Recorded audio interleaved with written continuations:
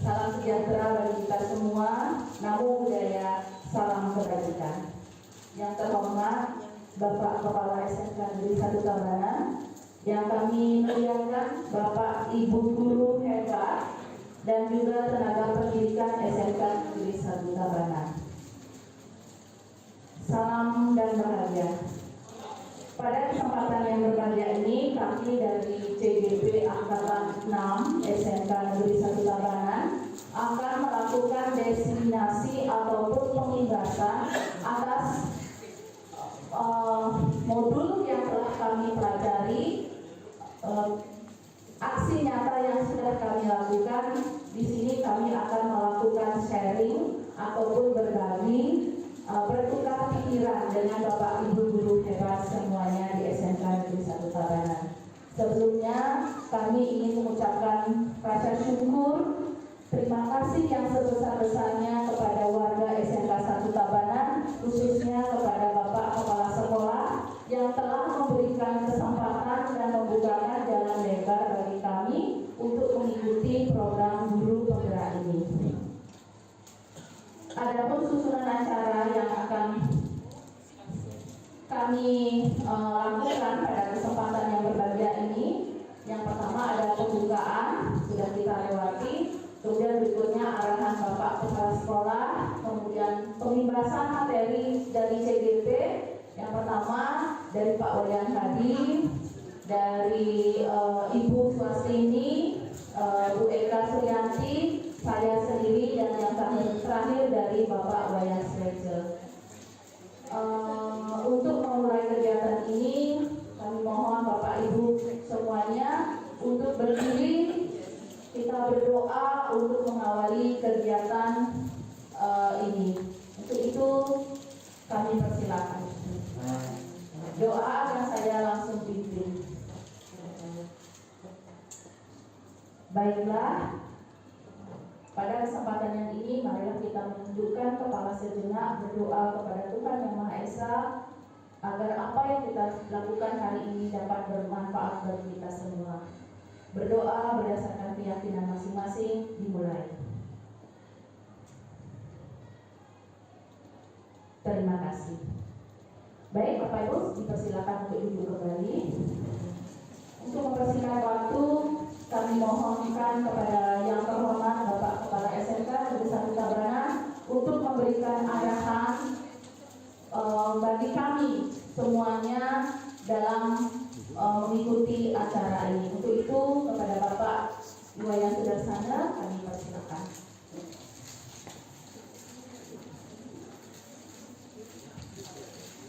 Udah Mi.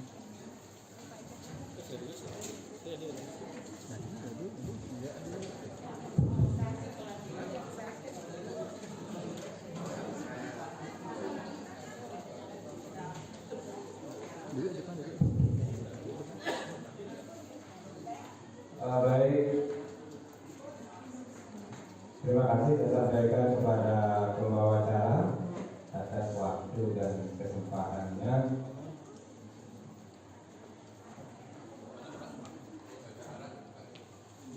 Bapak Ibu dari guru, dari tenaga pendidikan yang dia hormati, sebelum dia memberikan beberapa ungkapan, kita sebaiknya bersama-sama mengaturkan pengasung kare. Om Swastiastu, Assalamualaikum warahmatullahi wabarakatuh. Salam sejahtera untuk kita semua, salam kebajikan. Mari kita bersama-sama memanjatkan puja dan puji syukur pada Tuhan Yang Maha Esa, Ide Sang Hyang Widiwase, karena berkat perkenan beliau kita bisa berkumpul hari ini. Kita bisa berkumpul hari ini guna mengikuti kegiatan diseminasi, pemimbasan, atau orang menyebut juga kolaborasi, berbagi. Nah itu ya, jadi banyak istilah. Tapi intinya ya ini sharing. Ibu bisa memperoleh ini dari sumber langsung, dari narasumber. Sehingga kelima ini dititipi, dipercaya untuk menyampaikan kepada Bapak Ibu semua. Yang sampaikan lagi sekali bahwa pendaftaran untuk guru penggerak masih terbuka. Kalau tidak salah sekarang sudah yang ke-8, yang ke-8 ya. Jadi Bapak Ibu yang berminat, nah ini kan tidak bisa dipaksa ya, tidak bisa dipaksa. Yang berminat ingin memperdalam pengetahuan tentang ilmu pendidikan, jadi kenapa tidak mencoba? Kenapa tidak mencoba ya? Nah itu. Kemudian yang kedua yang disampaikan, yang akhiri dengan Prama Santi, Om Santi. Santi, Santi, Om.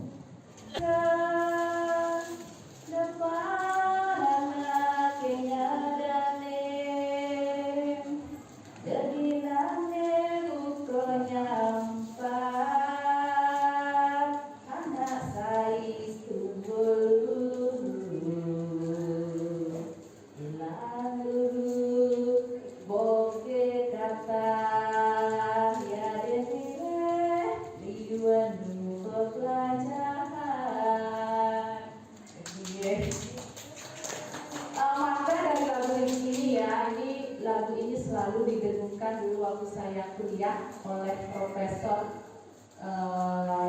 Marheni. Mungkin ada Bapak Ibu di sini yang kenal dengan beliau. Jadi maknanya sangat mendalam. Dengan awak bisa, jangan menilai kita ini ya bisa terus ya. Jadi berproses sama seperti di guru penggerak ini. Dengan awak bisa liu enu pelajaran, masih banyak yang kita perlu pelajari ya. Nah untuk itu saya ingin Bapak Ibu di sini yang ada di ruangan ini, guru-guru hebat semuanya, tenaga pendidikan sebagai aset yang hebat, sama mendalami makna lagu itu. Mari kita berproses dengan awak bisa. Masih banyak yang lebih dari kita, masih banyak yang kita pelajari. Ya, jadi vibe yang positif ini sarang makin ya, sarang-sarang memiliki istilahnya irage nanti namanya menjalankan swadharma ya, sebagai guru, sebagai tenaga pendidikan, memberi pelayanan yang maksimal.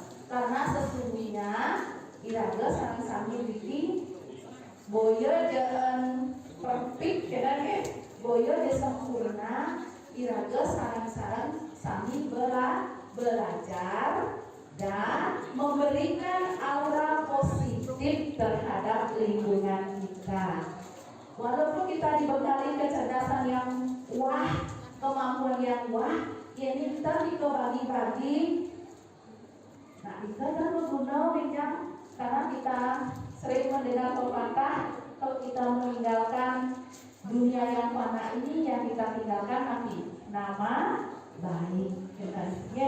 Ya kita punya pengetahuan paling perkataan yang positif, perbuatan yang positif, sehingga nanti ingin meninggalkan jejak-jejak positif terhadap generasi-generasi kita mendatang, ya kan?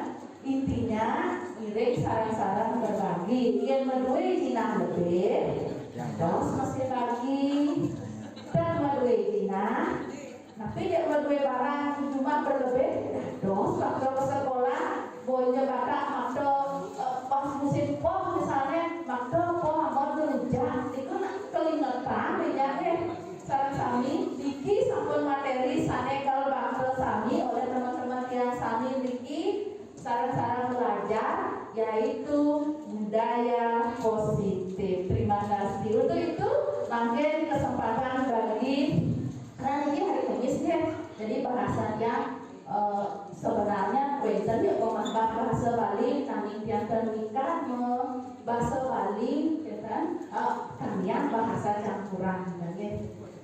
Kesempatan pertama mungkin sarang suhunya untuk tangan sebut ya Bapak Iwayan Hadi Suara. Kenapa yang bilang suhu?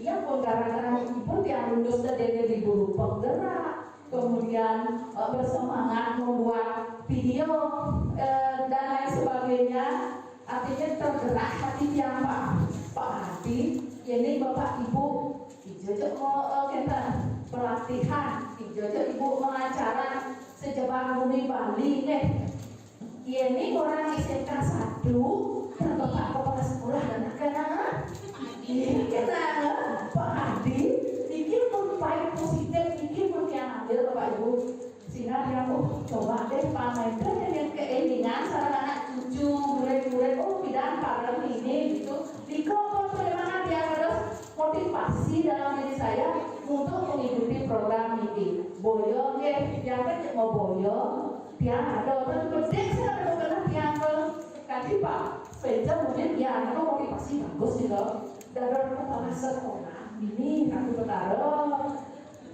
ya jangankan jadi kepala sekolah jadi guru ini yang keren keteter itu pikiran dia tapi dia ambil positifnya dari Pak Wayan tadi dia dari lawan LMS ternyata di guru penggerak semua menggunakan LMS kemudian kalau kita keluar dia salah satu pakai LMS ya kita mau kerja apa dong mundur Bapak Ibu wih hebat saja itu padahal yang sudah ada dia pos yang grade saya apa lagi di CGP nanya Pak Di tentang grade yang mereka aman kok gara-gara lagi tapi saya kemudian ambil positifnya inilah yang terjadi Kasarbo memang SMK 1 teknologi sama mau SMK 1 Pak Wayan Hadi gitu kan ya tepuk tangan untuk itu saya persilakan kepada Pak Wayan Hadi.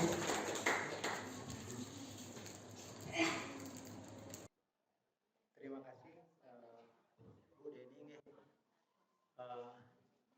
Jadi membuat tiang menggelembung di depan kalau di Tanjung Subarenika pada dasarnya tiang hanya berjalan begitu saja gitu nih.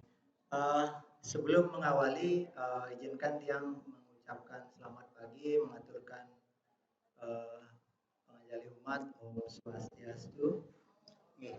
Semoga teman-teman yang ada di sini dalam keadaan bahagia semua. Izinkan Bapak Ibu yang berbagi.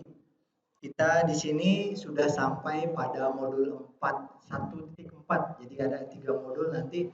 Modul 1 aja sudah buntang pantik di tiangnya. Riki tiang sendiri itu termotivasi dengan teman-teman yang ada di sini. Kalau boleh jujur, tiang paling belakang terus ngumpul tugas gitu nih karena ada beberapa permasalahan pribadi. Tapi Bu Deni luar biasa kalau umpamanya kita lagi kolaborasi, beliau penyemangat tiang gitu ya karena beliau orangnya kan selalu powerful. Jadi kalau tiang cowok nggak ikut powerful ya gimana gitu. Jadi kita mau nggak mau itu adalah motivasi yang ada di dalam diri walaupun sumbernya dari luar itu otomatis memaksa saya sampai mungkin tiang sendiri agak apa namanya turun juga berat badan di 2 minggu 3 minggu terakhir ini gitu ya karena ya ternyata tidak gampang gitu ya yang pernah mengikuti pelatihan skala nasional IN ikut sudah 3 kali gitu ya Tapi CGP ini walaupun kolaborasinya seminggu sekali, jadi ruang online-nya seminggu sekali, terus tatap mukanya belum pernah tatap muka kita nih. Harusnya yang sebelum-sebelumnya itu ada namanya ruang apa namanya pertemuan secara tatap muka di hotel. Tapi pas kebetulan angkatan kita dikembalikan ke sekolah, jadi prakteknya di sekolah. Jadi loka karyanya nggak di hotel, di sekolah gitu ya. Mungkin terkait dengan penganggaran, bukan anggaran tapi penganggaran. Alokasinya karena sekarang ada balai guru penggerak, sehingga mungkin anggaran di tahun 2002 masih kosong gitu ya. Sehingga kami melakukan kegiatan itu di sekolah, tidak di hotel. Dan besok kita melakukan di SMP 5 loka karyanya. Oke, baik Bapak Ibu, izinkan Titiang Iwayana di Suartana belajar berbagi nih Ampuro. Tiang kemarin sempat ceritakan kalau Titiang, kalau saya berbicara di depan teman-teman di ruang guru ataupun di SMK 1 Baraniki, di ruang manapun itu ada perasaan beban yang luar biasa. Terus terang. Jadi ada grogi, ada tidak enak, ada rasa yang kurang nyaman. Dalam artian secara saya pribadi. Padahal mungkin kalau dilihat mungkin saya sering mengisi materi, bahkan ballroomnya Haris yang kapasitas 250 orang beberapa kali juga dari tahun 2014 saya sering isi pada kegiatan ANBK gitu ya. Tapi setiap ada kegiatan di ruang guru SMK 1 Tabanan pasti bubar. Apapun yang saya omongin biasanya belepotan gitu ya. Mudah-mudahan mudah-mudahan di sesi berbagi ini saya bisa membagikan sesuatu yang paling tidak menjadi inspirasi buat kita bersama-sama. Karena pada dasarnya guru penggerak ini adalah itu seperti kita mempelajari 3 tahun perkuliahan totalnya. Saya sama sekali kan bukan dari keguruan yang dari umum yang hanya berbekal apa namanya untuk SIM guru gitu ya. Tapi dengan ikut guru penggerak saya jatuh bangun untuk ikut kejar-kejaran. Tapi terima kasih alam semesta dalam artian kami mudah-mudahan teman-teman juga ikut nanti di kegiatan-kegiatan berikutnya sehingga memang semua bisa belajar untuk berubah ke arah yang lebih baik. Oke, pada modul 1.4 jadi kita ada namanya materi budaya positif guru penggerak. Jadi di seminar ini saya koneksikan dengan lingkungan sekolah kita. Jadi kita kaitkan dengan judul membangun budaya positif di lingkungan sekolah. Nanti substansi materi yang akan kita bawakan kurang lebih masing-masing selama 30 menit. Yang karena kemarin tidak ada yang ambil materi pertama tentang disiplin positif, jadi Tiang memberanikan diri untuk mengambil. Padahal kalau dilihat dari segi disiplin, mungkin Tiang tidak punya nilai di atas 90. Teman-teman yang lama mungkin tahu Tiang karena kebanyakan pekerjaan, disiplinnya jadi kurang. Tiang jujur tidak memahami dan menyadari hal itu. Oke, Pak Kadek tadi ngedarkan kertas ya?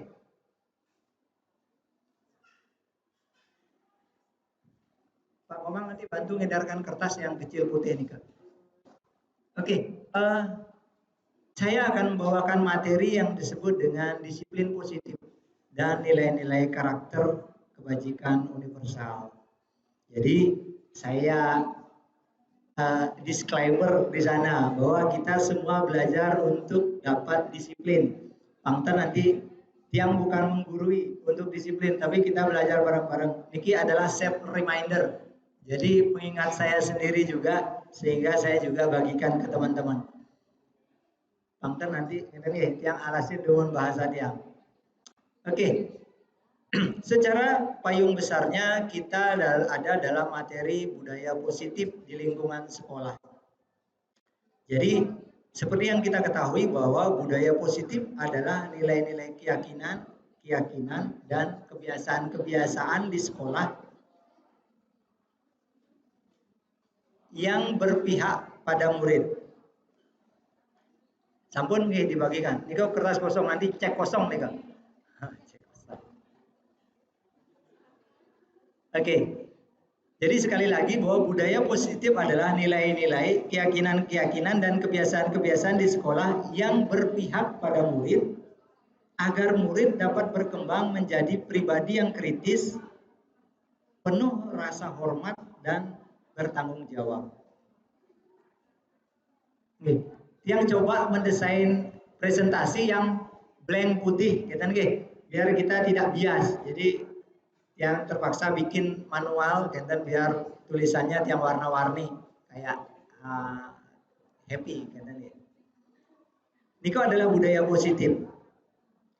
Contoh penerapan budaya positifnya antara lain ya melaksanakan tata tertib sekolah, cinta kebersihan lingkungan. Yang ini sudah kita pernah lakukan di lingkungan sekolah ini. Jujur, religius, kepedulian, sifat toleransi, sikap nasionalis, dan lain-lain.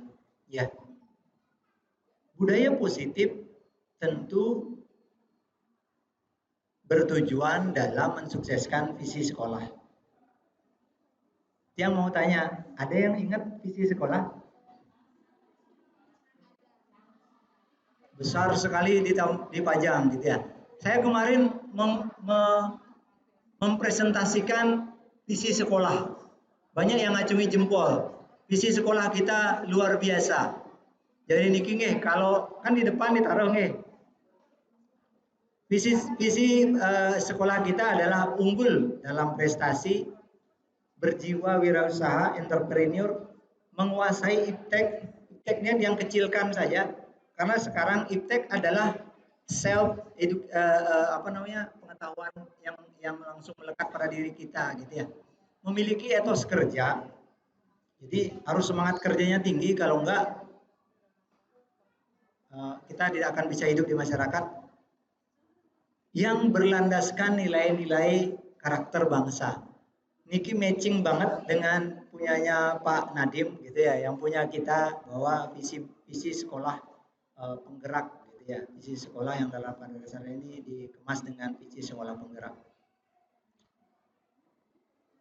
Dalam membangun budaya positif, hal-hal yang kita perlu tingkatkan secara pribadi dan masyarakat sekolah adalah disiplin positif, ini yang nanti akan saya coba paparkan, terus motivasi, terus pemahaman kita akan hukuman dan penghargaan, restitusi, pengelolaan siswa, terus keyakinan-keyakinan pada siswa yang perlu kita terapkan, kebutuhan dasar manusia. Jadi kalau siswa kelaparan pasti tidak akan bisa belajar, guru kelaparan pasti tidak akan bisa mengajar. Restitusi, jadi bagaimana mengembalikan nilai-nilai siswa yang sebelumnya dia anggap dirinya kurang mampu, salah saat melakukan kesalahan, tapi kita kembalikan lagi. Itu disebut dengan restitusi. Bukan dipajak aja ada restitusi kalau guru akuntansi. Nilai-nilai kebajikan universal. Ini mungkin kita sering abaikan, bahwa nilai kebajikan di sini di Indonesia, nilai kebajikan di Arab Saudi, nilai kebajikan di Amerika, di Rusia dan yang lain-lain sama, bahwa nilai-nilai kebajikan yang disepakati bersama lepas dari suku bangsa, agama, bahasa maupun latar belakangnya. Nilai-nilai ini merupakan payung besar. Nah, nih guys, yang untuk kita jadikan tolak ukur dalam sikap dan perilaku, merupakan fondasi kita dalam berperilaku. Nilai-nilai kebajikan adalah sifat-sifat positif manusia yang merupakan tujuan mulia yang ingin dicapai setiap individu. Jadi tidak ada di dunia ini yang bercita-cita untuk tidak jadi baik. Semua. Kenapa dia katanya menjadi tidak baik? Karena mungkin proses dan lingkungannya yang menciptakan dia mirroring, gitu ya, terbalik. Selanjutnya adalah disiplin positif, yang ini akan Tiang paparkan lebih detail. Kalau diartikan secara definisi bahwa disiplin positif merupakan pendekatan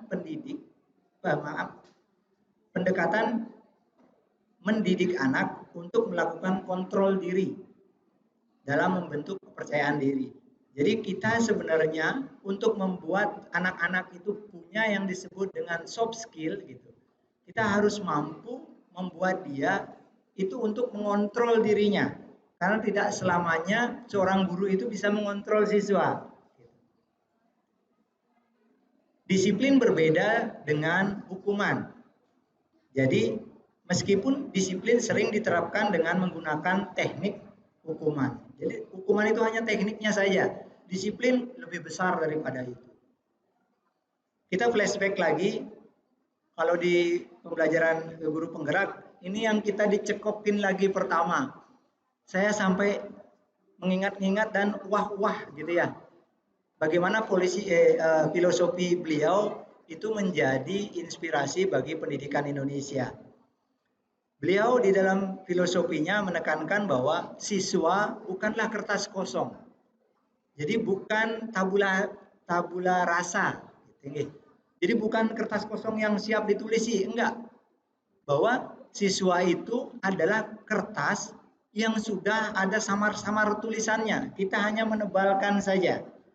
Siswa itu punya yang disebut dengan kodrat alam. Ya, perkembangan zaman menyebabkan dia memiliki kodrat zaman. Kodrat alam ini yang tidak bisa dirubah. Saya yang sedari kecil itu tidak pernah minum susu, itu adalah kodrat saya. Jadi teman-teman yang cerdas mungkin minum susu dari kecil, itu kodrat mereka. Kita tidak bisa samakan. Terus yang kedua adalah semua anak terlahir dengan bakatnya masing-masing. Ini yang perlu kita pahami bersama-sama.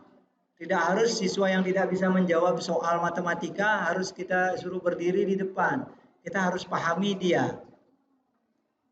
Tujuannya adalah akhir dari sebuah pendidikan adalah budi pekerti, pembentukan karakter.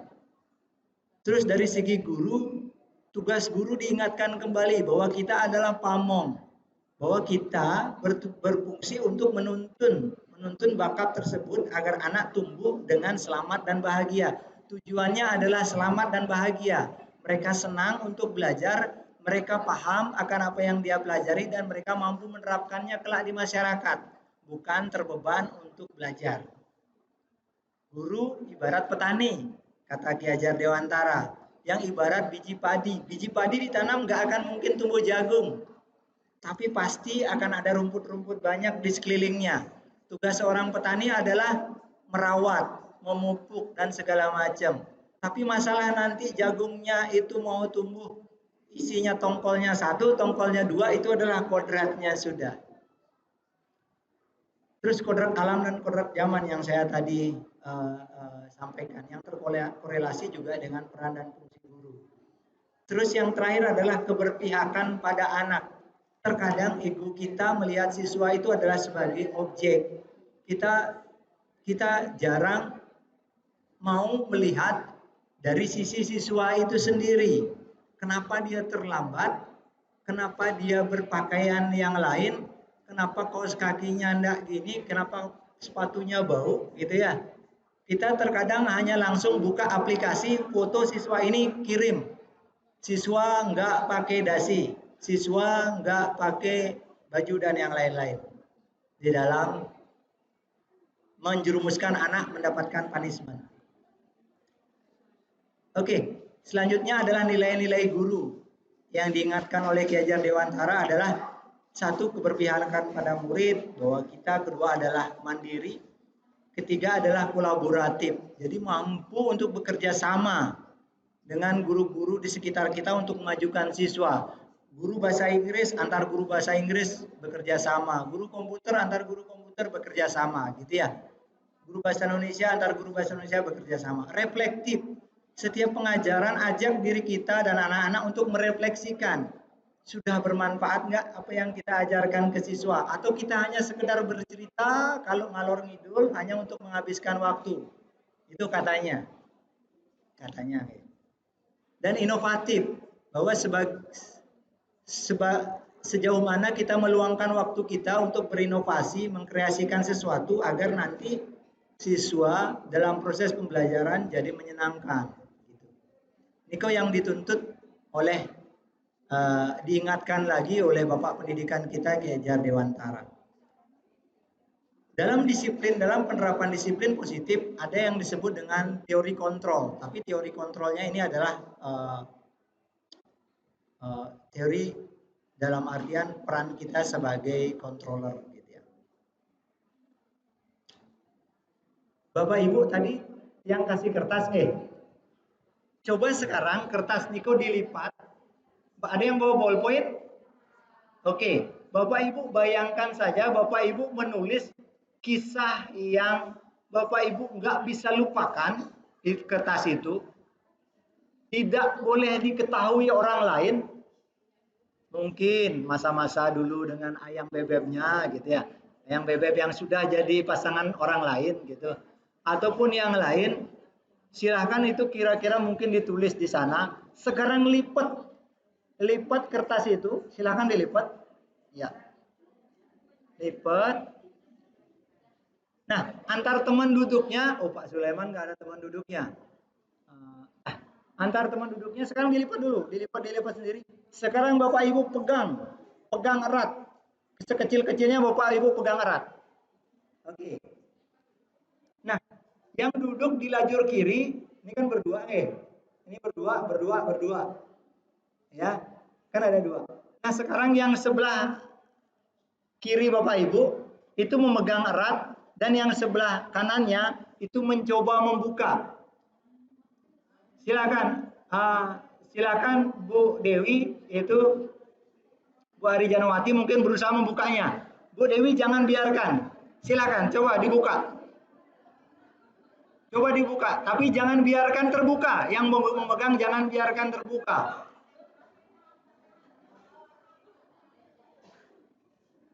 Iya. Ya. Oke. Ya, cukup. Oke. Ya. Itu kasus tadi bahwa yang A tadi memegang sesuatu yang kita tidak mau buka, gitu ya. Dan yang B mencoba dengan segala cara merayu Bapak Ibu yang lainnya, ayo bukalah, gitu. Kalau di dalam prakteknya seperti itu.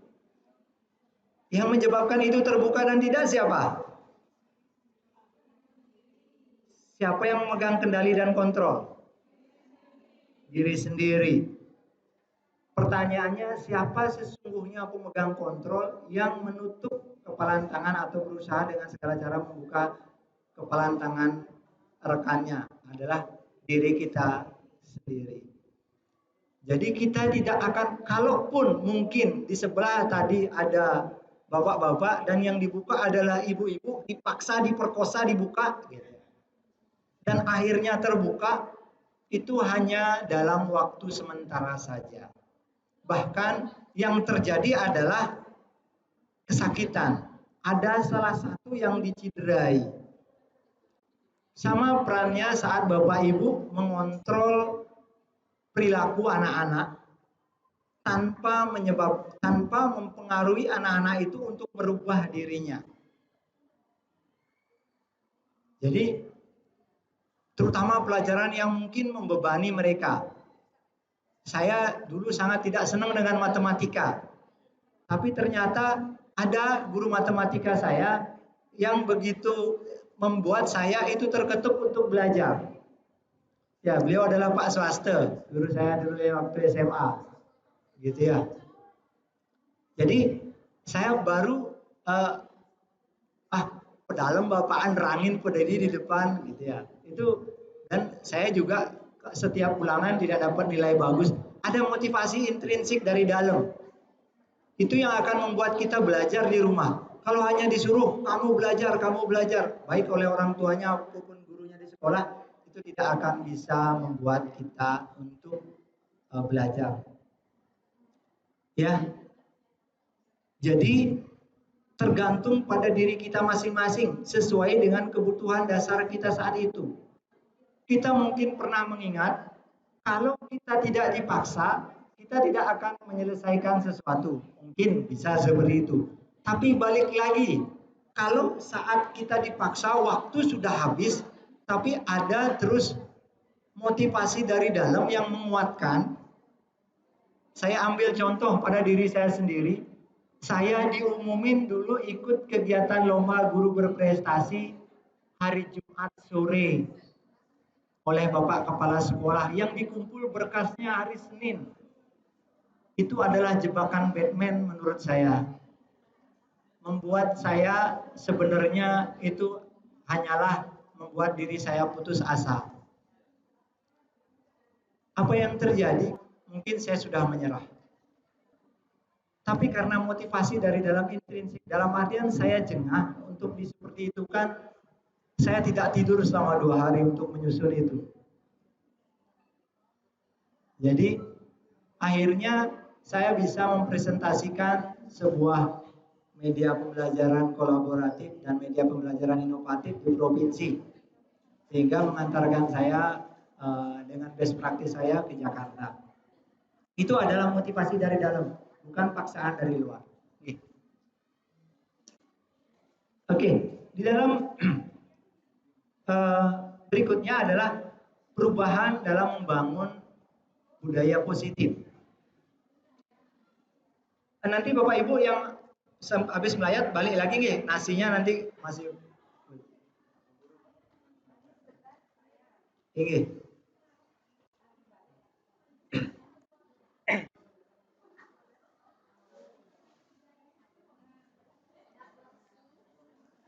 Ya, tujuan dari membangun budaya positif ini pada dasarnya bukan untuk diri kita. Jadi kalau saya sampaikan di sini adalah untuk membangun budaya positif, sekolah perlu menyediakan lingkungan yang positif. Lingkungan kita mungkin sudah sangat positif ya. Sampai sekarang ini sudah sangat positif. Bapak Ibu sudah sangat nyaman 12 tahun terakhir ini kita ada pada lingkungan yang positif gitu ya. Agar murid-murid mampu berpikir, bertindak dan mencipta dengan merdeka, mandiri dan bertanggung jawab. Disiplin dikaitkan dengan kontrol. Dalam hal ini adalah posisi guru dalam menghadapi siswa. Oke, ada banyak hal sebenarnya dalam kurikulum merdeka ini yang kembali lagi ke pendidikan dengan memaksimalkan potensi murid yang dulu kita kenal dengan istilah CBSA, cara belajar siswa aktif. Itu sebenarnya kembali di sebagian besar dikembalikan. Jadi hal-hal yang tentang miskonsepsi, tentang kontrol, tentang pemaknaan pengaturan murid itu dikembalikan lagi, berusaha dimiskonsepsikan. Jadi ini yang ditekankan kepada guru-guru. Jadi ada yang pertama yang disebut dengan ilusi guru mengontrol murid. Kita terkadang seolah-olah mampu menertibkan murid. Jemur anak-anak, masukkan ke kelas, suruh ulangan, bisa gitu ya. Dulu zamannya Pak Dewo gitu kan, murid saya dijemur gitu. Kalau murid saya dijemur saya panggil, ayo anak-anak masuk kelas gitu ya. Jadi pada dasarnya kita tidak dapat memaksa murid untuk berbuat sesuatu jikalau murid tersebut memilih untuk tidak melakukannya. Nih, ini hal yang pertama yang perlu kita harus pahami bersama-sama. Mari kita pahami bersama-sama, termasuk tiang juga. Kita selama ini itu hanya ilusi saja. Mungkin guru-guru BK yang lebih memahami itu. Yang kedua adalah ilusi bahwa semua penguatan positif efektif dan bermanfaat. Jadi segala usaha untuk mempengaruhi murid agar mengulangi sesuatu perilaku tertentu adalah sesuatu usaha yang mengontrol murid tersebut. Kita terkadang kasih gini drill, soal lagi gitu ya. Itu katanya juga tidak maksimal. Kita perlu motivasi yang ada dari dalam diri mereka. Ilusi bahwa kritik dan membuat orang merasa bersalah dapat menguatkan karakter. Kita terkadang ini biasanya terjadi pada anak-anak SD, anak-anak TK. Anak-anak TK yang bandel, anak-anak SD yang bandel gitu ya, dihalus-halusin sama gurunya. Ayolah dek, minumlah, makanlah, nanti tidak sakit perut, segala macam. Nah itu sebenarnya juga merupakan membawa murid kita menuju pada pada identitas gagal. Memang dalam jangka waktu pendek berpengaruh, tapi dalam jangka panjang dia akan tidak akan bisa merubah dirinya tanpa dinasihatin orang lain gitu ya. Terus yang keempat adalah bahwa orang dewasa memiliki hak untuk memaksa. Kita secara naluri menganggap diri kita lebih mampu, senior dengan orang-orang baru. Itu alami. Ilusi ini yang memang pada dasarnya perlu kita miskonsepsikan. Jadi perlu kita konsepsi ulang. Ya. Oke. Berikutnya adalah stimulus respon. Kalau dulu kita sering menggunakan stimulus respon sebagai pegangan dasar untuk kita merubah murid. Jadi menunjukkan bahwa komunikasi merupakan aksi reaksi. Bapak ibu gurunya juga sama. Kasihkan reward, nanti rajin mengajar, gitu ya. Kasihkan punishment, ditampilkan nama-namanya di depan kelas, di depan rapat dewan guru. Blep, akan menyebabkan guru-guru berbalik arah menjadi rajin, kan gitu harapannya, harapan pemegang kebijakan. Tapi apa yang terjadi? Sebenarnya itu adalah menciderai. Bu Elis sudah senyum-senyum. Ternyata dalam paradigma guru bahwa memberikan penghargaan juga kata lain dari hukuman. Seorang yang mendapatkan penghargaan tanpa termotivasi dari dalam dirinya itu akan membebani dirinya sendiri. Ya. Jadi teori kontrol yang di sini yang dimaksudkan adalah yang menurut Dr. William Gleiser bahwa suatu proses disiplin positif yang berpusat pada murid. Jadi diri kita juga pada dasarnya murid bagi diri kita sendiri. Kan kita sering belajar mempelajarkan diri kita sendiri, gitu. Jadi perbandingan stimulus respon dengan teori kontrol mungkin seperti tabel yang Bapak Ibu lihat di depan. Jadi kalau kita sering mengatakan kebutuhan kita kan sama, kita sama-sama butuh gaji. Gitu. Tapi di sisi lain kalau kita ngomong teori kontrol, realitanya berbeda.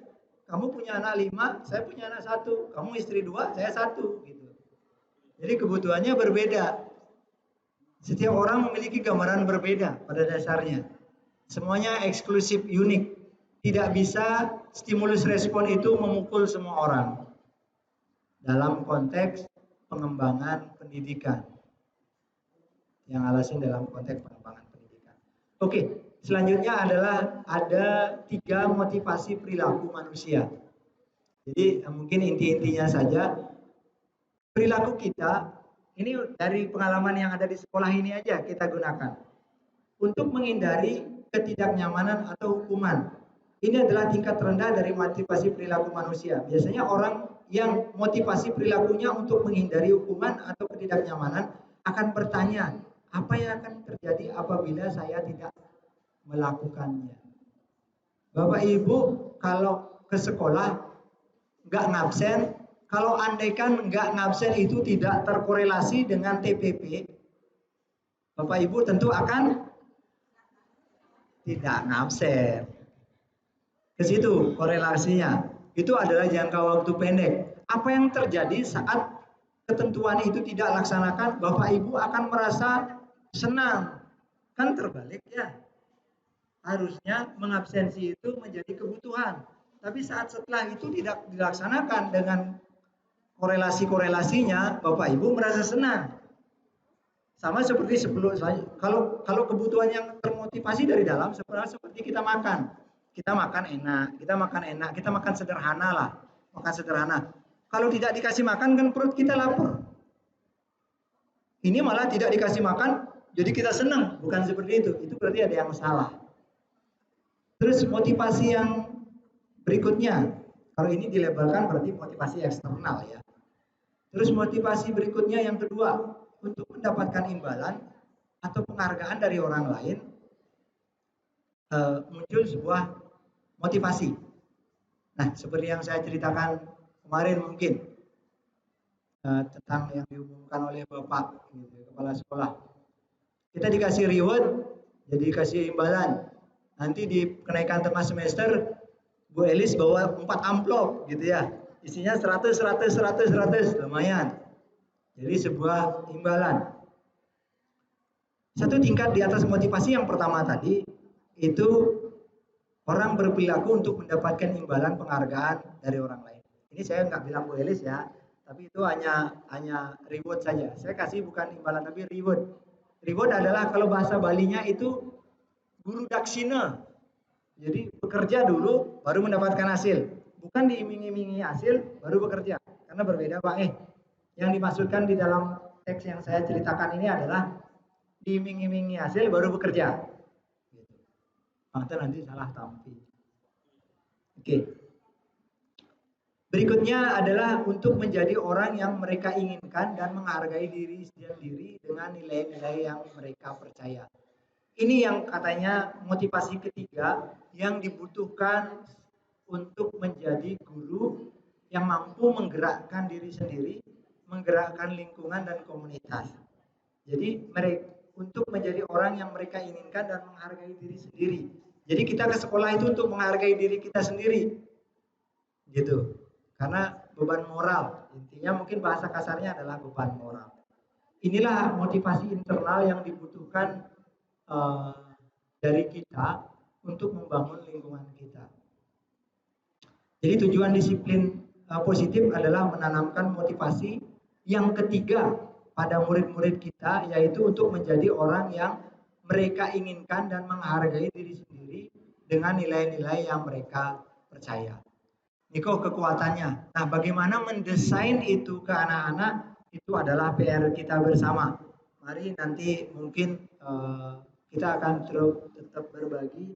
Mudah-mudahan apa yang kami dapatkan nanti kita bisa bagikan dengan teman-teman selalu melalui ruang kolaborasi dan yang lain-lain.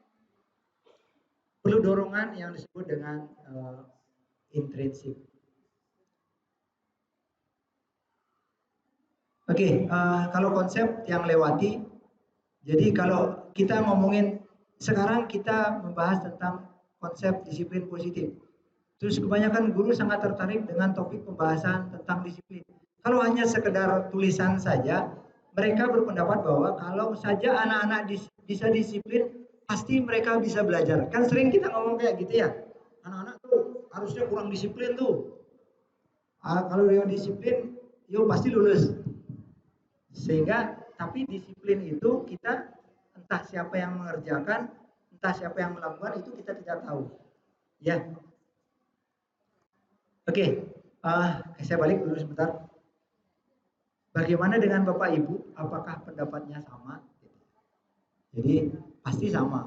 Kita sering menganggap disiplin itu adalah milik orang lain, bukan milik diri kita sendiri. Oke, lagi sedikit, lagi 2 lembar. Di sini saya menuliskan tentang tulisannya Ki Hajar Dewantara, di mana ada kemerdekaan, disitulah harus ada disiplin yang kuat. Sesungguh pun disiplin itu bersifat self-disiplin, yaitu kita sendiri mewajibkan diri kita sekeras-kerasnya, tetapi sama saja, sebab jikalau kita tidak cakap melakukan self-disiplin, wajiblah penguasa lain mendisiplinkan diri kita. Dan peraturan demikian itu harus ada di dalam suasana yang merdeka. Jadi tetap orang lain bisa mendisiplinkan diri kita, tetap anak-anak kita yang mendisiplinkan, tapi sedapat mungkin di awal gimana caranya biar anak-anak termotivasi sendiri dia mendisiplinkan dirinya. Oke, mungkin seperti itu yang bisa saya sampaikan di sini. Ajakan yang saya sampaikan di sini adalah sebenarnya self reminder buat diri saya sendiri juga. Semoga apa yang saya sampaikan sekarang itu mampu juga saya terapkan ke depan. Tujuannya adalah hanya satu, kata Ki Hajar Dewantara, membawa siswa menuju kebahagiaan yang sejati. Terima kasih, matur sup semua, salam rahayu, salam kebajikan buat kita semua.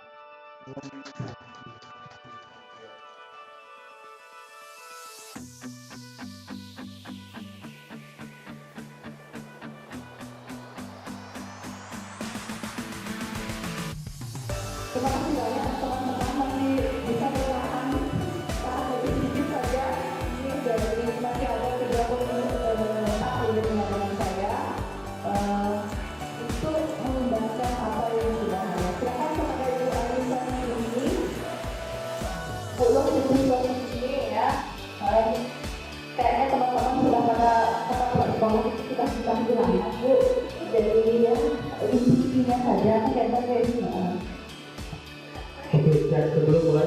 saya sedikit karena ini berbicara masalah petunjuk teman-teman bisa berlima, mohon tepat waktu di sisi waktu, jangan sampai lewat dan waktu yang disetting tepatnya. Tapi kata Bu Deni poin-poin saja. Terima kasih. Baik, terima kasih kepada Bu Deni sebagai moderator. Terima kasih kepada Bapak Ibu di kesempatan kedua ini yang akan membawakan materi teori motivasi, hukuman dan penghargaan restitusi. Nah, sebelum kita mulai, kita briefing dulu biar Bapak Ibu lebih semangat lagi. Baik, kita bermain huruf terakhir saja ya. Tadi yang minta tunjuk Bu Elis pertama, yang akan ajukan pertanyaan ke Bu Elis, kemudian Bu Elis menjawab sesuai dengan apa yang disampaikan. Kemudian huruf terakhir tersebut, jawaban dari Bu Elis, huruf terakhirnya tersebut adalah jawaban dari teman berikutnya. Nanti setelah Bu Elis menjawab, Bu Elis silakan menunjuk teman yang akan menjawab berikutnya. Ini adalah permainan huruf terakhir. Baik, langsung aja ya. Untuk Bu Elis, silakan sebutkan satu nama binatang. Gajah. Gajah. Baik, huruf terakhirnya silakan dilempar ke mana? Bu Ari Jalawati melempar ke mana? Silakan tunjuk temannya. Lengal.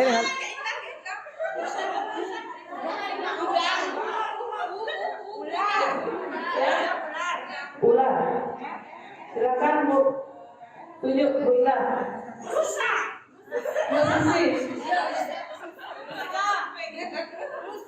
Silakan tunjuk temannya lagi. Lebih silakan tunjuk temannya. Gajah. Gajah sudah disebutkan tadi. G. Gorila. Ya silakan boros tunjuk temannya lagi satu. Weka. Ya oke. Mereka mau tunjuk teman lagi? Pak Swasta. Ayam. Oke, luar biasa sekali. Putaran untuk kita semua. Baik Bapak Ibu, terima kasih untuk penyemangat hari ini. Mari kita lanjutkan ke topik materi yang kedua, yaitu terkait dengan teori motivasi, hukuman dan penghargaan restitusi. Baik, sebelum kita mulai, yang buka dengan pengajar umat Om Swastiastu. Bapak Ibu, kita mulai saja ya, terkait dengan teori motivasi, hukuman dan penghargaan restitusi. Di sini yang cuma bisa berbagi pengalaman dia yang 1 bulan sudah mengikuti proses pendidikan CDP. Mungkin ini sudah tadi disampaikan oleh Pak Adi ya. Kita lanjut saja ke motivasi. Nah di sini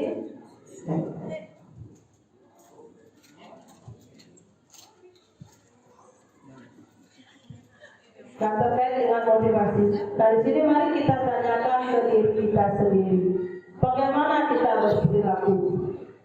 Mengapa kita melakukan segala sesuatu? Apakah kita melakukan sesuatu karena adanya dorongan dari lingkungan atau ada dorongan yang lain? Terkadang kita melakukan sesuatu karena kita menghindari rasa sakit atau ketidaknyamanan. Terkadang kita juga melakukan sesuatu untuk mendapatkan sesuatu untuk mendapatkan penghargaan. Nah, silakan pertanyaan-pertanyaan yang sampaikan tadi kita kembali ke diri kita. Apa sih yang bagaimana sih kita sudah berperilaku dan seterusnya. Kemudian bagaimana menurut Anda? Pernahkah Anda melakukan sesuatu untuk mendapat senyuman dari orang lain? Pernah ya? Bagaimana? Pernahkah Bapak Ibu melakukan sesuatu untuk mendapat senyuman dari orang lain? Tentunya di sini pernah ya. Kalau kita melakukan sesuatu tanpa diberi senyuman oleh teman kita di sebelah atau Bapak Ibu yang lain, pasti apa yang kita lakukan itu terasa memuaskan ya. Nah, untuk mendapatkan hadiah juga pasti pernah. untuk mendapatkan uang, apalagi kira-kira alasan orang melakukan sesuatu. Baik, nah untuk mengetahui lebih jauh lagi mengenai motivasi manusia, mari kita lihat pemaparan Dian Gussen dalam bukunya Restructuring School Discipline, menyatakan ada 3 motivasi perilaku manusia. Nah, 3 perilaku motivasi manusia di sini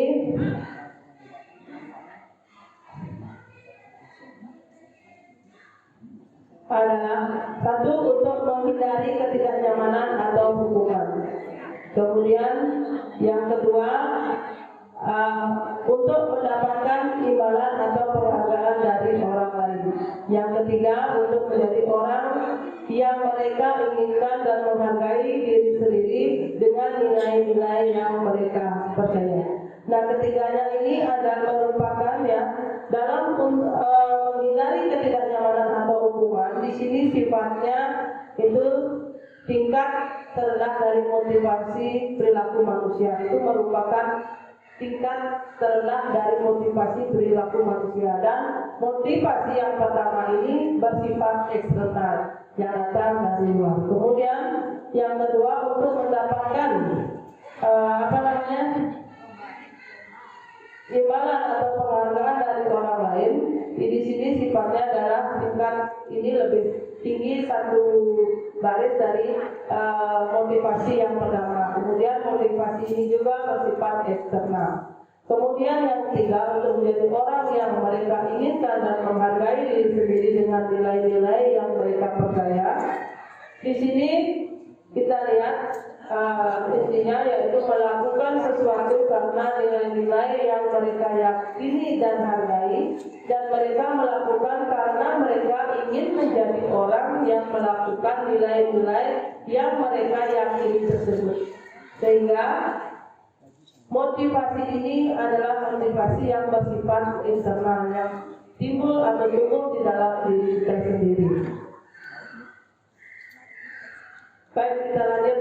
Di sini yang punya studi kasus contoh kasus kepada ibu-ibu. Nah, di sini yang bacakan, Bobby kurang menguasai pelajaran matematika, sehingga pada saat pembelajaran tersebut berlangsung, dia lebih banyak berdiam diri atau menggambar di buku pembelajarannya. Pada saat guru matematikanya, Pak Seno, menanyakan pertanyaan, Bobby menjadi gugup dan tak sengaja menjatuhkan tasnya dari kursi, serta tiba-tiba menjadi gagap pada saat berupaya menjawab. Seluruh kelas pun tertawa melihat perilaku Bobby yang bicara tergagap dan terkejut tersebut. Pak Seno pada saat itu membiarkan teman-teman Bobby menertawakan Bobby yang tergagap dan malu luar biasa, dan malahan minta Bobby untuk maju ke depan dan berdiri di depan kelas sambil menunjuk di korban bisa diabaikan, restitusi, korban mendapatkan ganti. Nah, seperti itu. Ini ada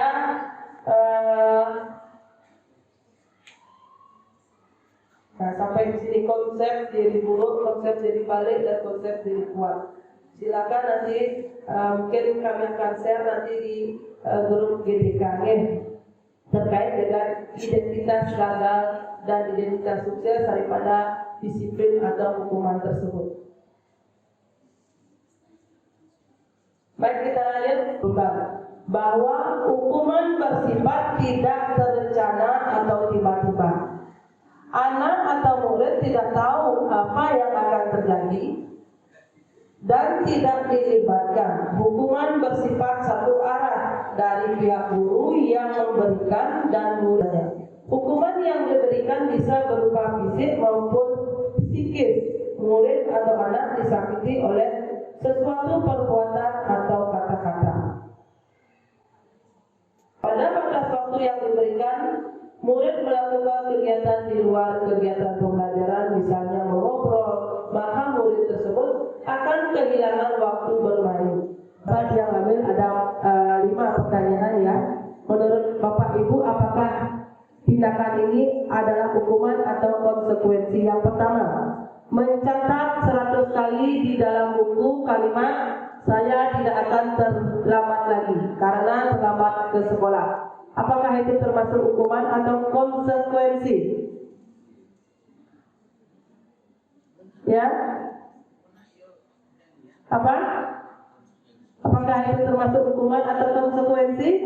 Mencatat 100 kali di dalam buku kalimat saya tidak akan terlambat lagi.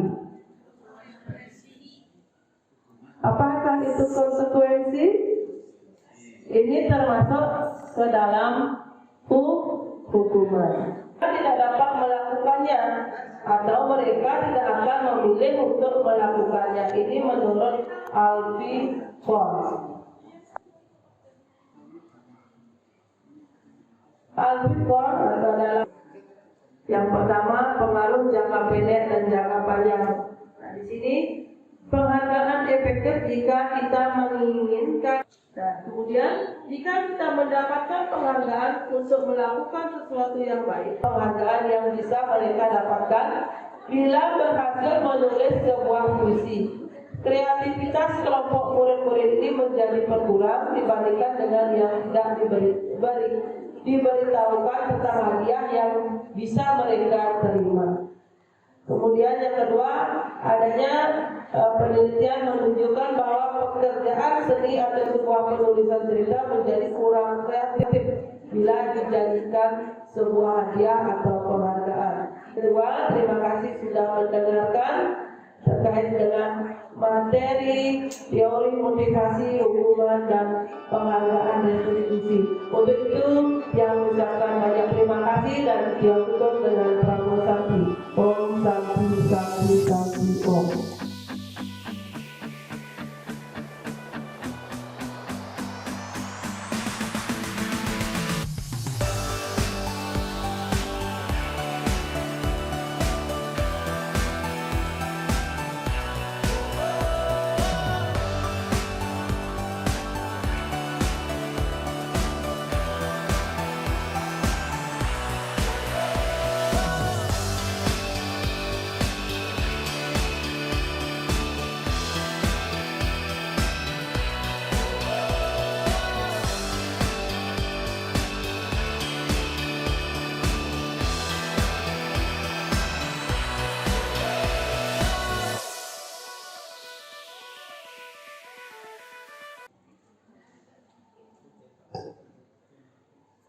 Nah, hari ini materi saya tentang keyakinan kelas. Jadi, saya bilang tadi ya, hal-hal positif itu harus dimulai dari hal-hal kecil. Yang pertama tentunya dari dalam diri kita.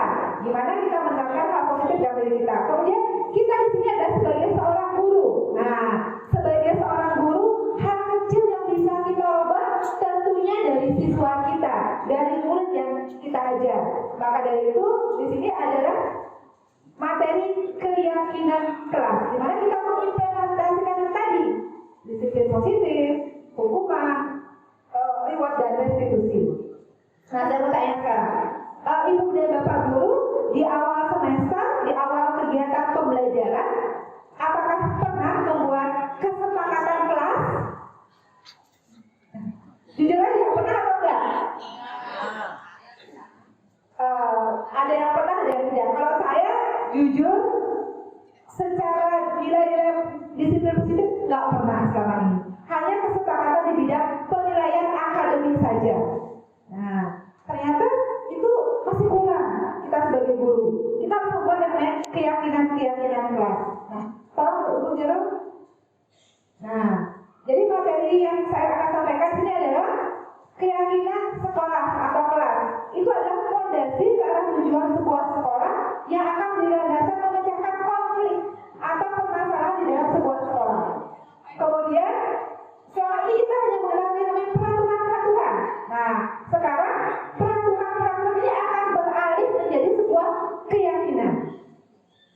Dan yang ketiga, gimana kita berpikir kritis, kreatif, reflektif, dan terbuka dalam menggali nilai-nilai yang dituju pada peraturan yang ada di sekolah kita. Oke. Nah, sekarang di pengertian Keyakinan adalah nilai-nilai kebajikan universal yang disepakati secara tersirat dan tersurat, lepas dari latar belakang suku, negara, bahasa maupun agama. Kalau dulu biasanya keyakinan itu apa? Itu cenderung ke agama ya. Kalau sekarang itu lepas dari hal itu. Kemudian keyakinan kelas itu apa? Nah, salah satu disiplin positif yang bisa kita terapkan dalam membangun budaya positif di sekolah. Kemudian keyakinan kelas diharapkan dapat mewujudkan tujuan pendidikan yang berorientasi kepada profil pelajar Pancasila. Ya, jadi semuanya nanti akan bermuara kepada gimana kita menciptakan generasi yang sesuai dengan profil pelajar Pancasila. Nah, murid-murid dibandingkan dengan dikasih dengan peraturan, dengan keyakinan ini akan lebih mengenal lagi ya. Ya, mereka akan lebih tergerak dan bersemangat.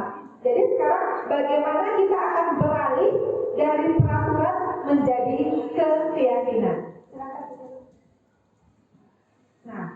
Nah, gimana sih proses atau gimana sih pembentukan keyakinan sekolah atau kelas?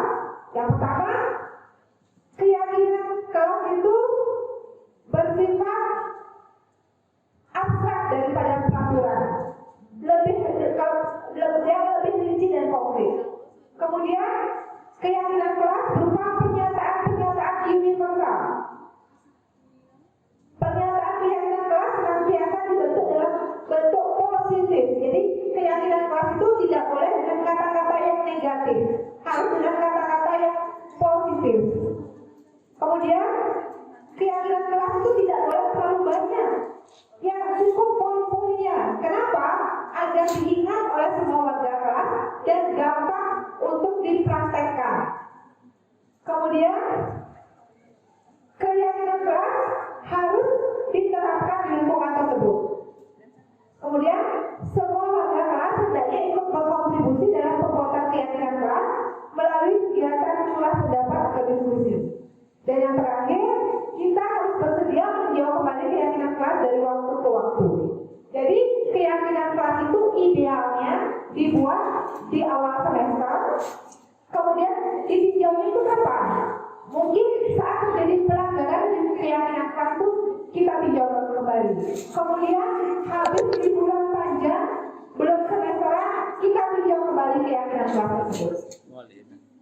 Oke, berikutnya adalah prosedur pembentukan keyakinan sekolah atau kelas. Yang pertama, kita membebaskan seluruh warga kelas atau warga sekolah untuk berdiskusi, bertukar pendapat tentang peraturan yang perlu disepakati di sekolah. Yang kedua, kita mungkin kalau sekarang zamannya IT, di kelas bisa pakai LCD, atau mungkin ada yang juga mau pakai poster berupa kertas manila juga bisa. Ya, jadi di situ nanti kita bisa menuliskan atau mencatat semua masukan-masukan dari warga kelas atau warga sekolahnya.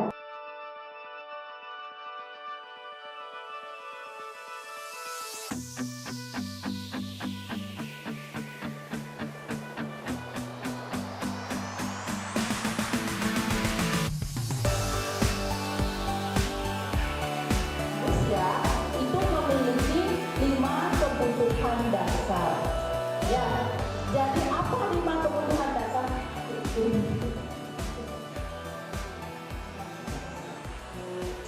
Ya, yaitu mungkin cenderung ke kesenangan atau fun ya, tapi pada orang beda-beda ya, jadi jangan sedikit kalinya ya. Oke, ini akan dibawa Bapak Ibu, dibawa deh alam sadarnya sampai ya menjadi masyarakat. Kenapa? Kan sih nak dadi tuh ini. Nah kan akhirnya begitu. Terus buat apa kita membuat peraturan atau kesepakatan? Nah inilah pemerintah yang ingin manusia.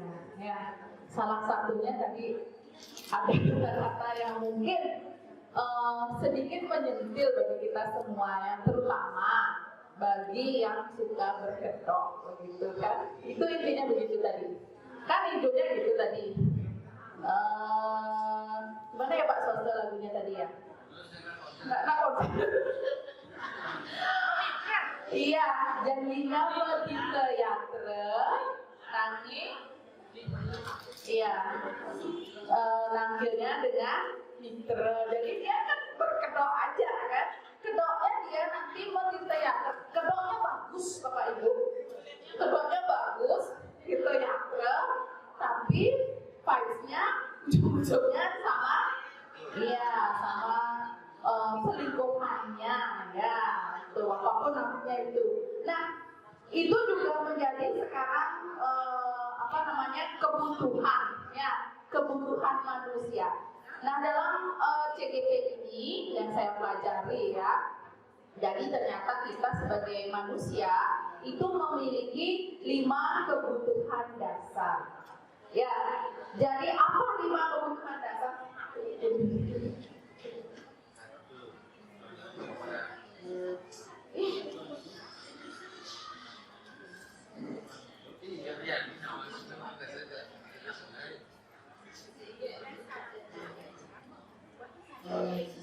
Lima kebutuhan dasar itu kurang lebih yaitu penguasaan, kasih sayang dan rasa diterima, kesenangan dan kebebasan ya. Nah sebetulnya saat kita sedang memenuhi satu atau lebih dari kebutuhan dasar yang kita miliki, yaitu seperti tadi ya, ada survival, bertahan hidup, kemudian kasih sayang dan rasa diterima atau love and belonging, kebebasan atau freedom. Kalau lagu tadi termasuk yang mana ya? Freedom, kebebasan, nggak juga ya. Yaitu mungkin cenderung ke kesenangan atau fun ya, tapi pada orang beda-beda ya, jauh jangan segitu kalinya ya. Oke, berikutnya dan ada penguasaan atau power. Nah, ketika seorang murid melakukan suatu perbuatan yang bertentangan dengan nilai-nilai kebajikan atau melanggar peraturan, hal ini sebenarnya dikarenakan mereka gagal memenuhi kebutuhan dasar mereka. Berarti anak-anak ini nih sedikit, bukan sedikit ya, mungkin melanggar istilahnya itu. Apa pangkal masalahnya? Karena mereka gagal memenuhi kebutuhan dasar mereka.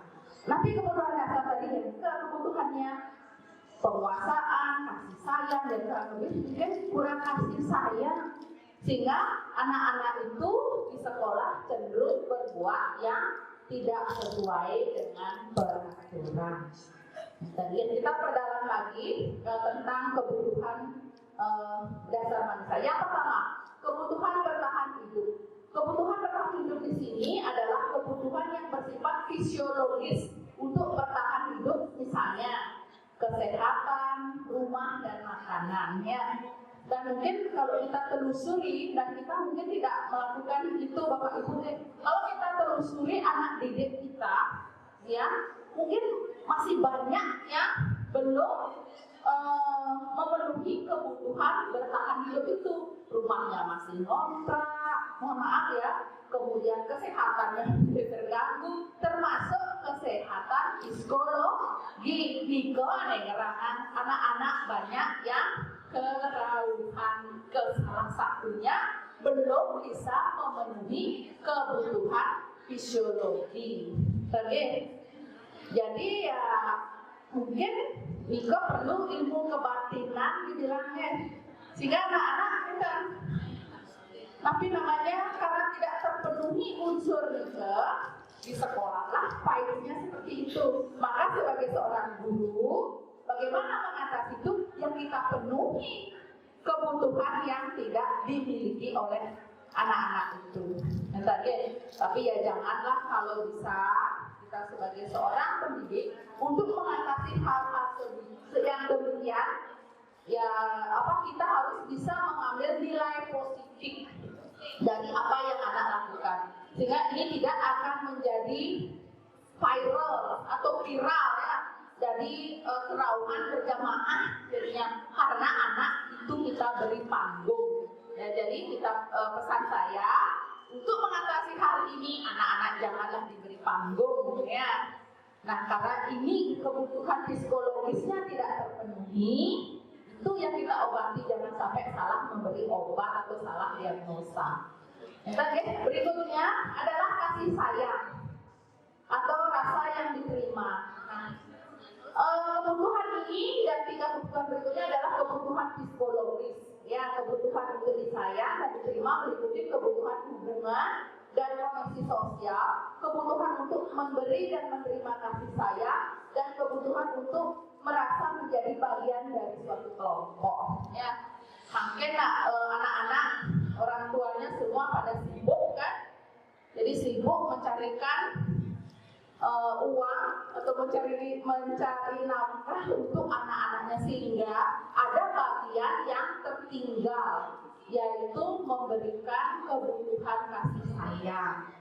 Sibuk ada pipes, mau beli pulsa, mau beli bensin dan lain sebagainya. Zaman dulu kan orang tua kita tidak sesibuk itu kan Bapak Ibu, tapi yang fine-fine aja zaman dulu ya, tapi sekarang sibuk oleh pipes, telapis dan lain sebagainya ya, untuk memberikan kebutuhan kesenangan anak-anak yang mungkin ini ya kadang-kadang bisa kalau nggak dikontrol bisa positif bisa negatif. Misalnya karena kita sibuk ya nggak, anak-anak SMP diberikan sepeda motor. Apakah itu positif dan negatif? Nah, ada positif negatifnya. Positifnya mungkin kita bebaskan simpen kantor anak aja mau pergi masuk, tapi negatifnya satu, anak belum cukup umur, kedua membiasakan menanamkan anak itu menabrak peraturan. Ini akan dibawa Bapak Ibu, dibawa dari alam sadarnya sampai dia menjadi masyarakat. Kenapa? Kan sih nak dadi kok kene polisi tadi bayar dia melanggar nak dadi kan akhirnya begitu. Terus buat apa kita membuat peraturan atau kesepakatan? Nah, inilah pemerintah yang ingin diubah sebenarnya mindsetnya. Siapa yang bertugas sebenarnya? Si orang tua dan kita sendiri sebagai pendidik atau guru. Berilah vibe positif itu kepada anak-anak. Dan masih banyak hal lagi yang mungkin ini menjadi sesuatu yang tidak baik, penanaman tidak baik. Itu berikutnya adalah penguasaan, kebutuhan pengakuan atas kemampuan. Kebutuhan ini berhubungan dengan kekuatan untuk mencapai sesuatu, menjadi kompeten, menjadi terampil, diakui atas prestasi, dan keterampilan kita didengarkan dan memiliki rasa dihargai. Nah, Niki maksudnya penguasaan Niki adalah setiap anak, Bapak Ibu, memiliki karakteristik dan kemampuannya masing-masing. Anak anesim demen matematika belum tentu loh dia akan gagal dalam hidupnya. Anak yang tidak suka bahasa Inggris akan gagal, tidak. Nah, poin positifnya adalah kita memberikan pengakuan itu di kelas. Istilahnya kita beri anak itu vibes yang positif. Contohnya, kalau kita menemukan anak-anak rajin sembahyang misalnya, bukan ke dewan-dewan, terus dia sering bantu-bantu Bu Widya misalnya di pura dan lain-lain. Nah, anak ini harus kita beri dukungan positif, diberi penghargaan, tidak hanya yang menjuara, jadi juara satu aja. Apa sih tujuan kita memberi juara atau memberi pengakuan itu? Kan hanya untuk, maksudnya kan, biar termotivasi. Anak-anak termotivasi, yang lainnya untuk jadi juara. Coba pikir Bapak Ibu sekarang, yang jadi juara 1, 2, 3 kan orangnya itu saja. Pernah Bapak Ibu melihat anak yang ranking terakhir, anak paling betul karena motivasi melihat temannya juara, dia akan jadi juara? Pernah nggak melihat? Nggak pernah. Tidak ini itu.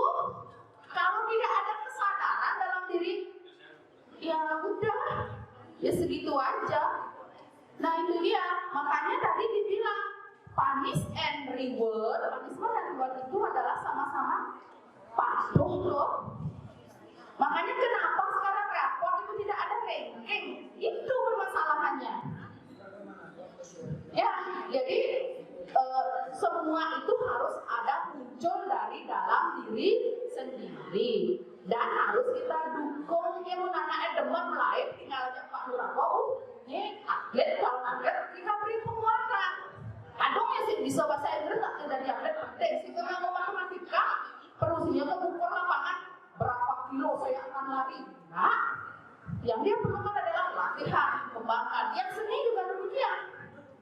Oh, ini anak ini berbakat nih. Kalau bisa jadi besar, bisa kalau menjadi seorang artis terkenal itu misalnya.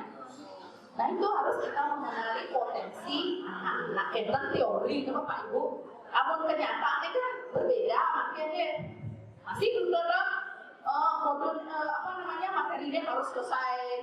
Begitu boken Pak tengah semester, semester ulangan. Nah, itu aja model pembelajaran sekarang kan nggak ada penanaman positif. Kita ngejar materi aja, pokoknya password yang murid pakai menguasai. Padahal dalam diri anak-anak itu tidak seperti itu, dia bertumbuh berbeda. Nah, ke depan harapannya ini kita pelan-pelan berubah. Karena berubah itu sulit Bapak Ibu, sulit sekali. Nah, kita murid memiliki kan batasan batis yang berat. Ya, karena kita sudah merasa nyaman pada zona kita, itu permasalahannya. Selanjutnya, lagi sedikit aja Bapak Ibu, kebebasan. Kebutuhan untuk bebas adalah kebutuhan akan kemandirian, otonomi, memiliki pilihan dan mampu mengendalikan arah hidup seseorang. Jadi anak-anak itu juga memiliki kebutuhan ingin bebas juga. Bebas dalam arti bukan bebas sebebas-bebasnya, dan Bapak Ibu.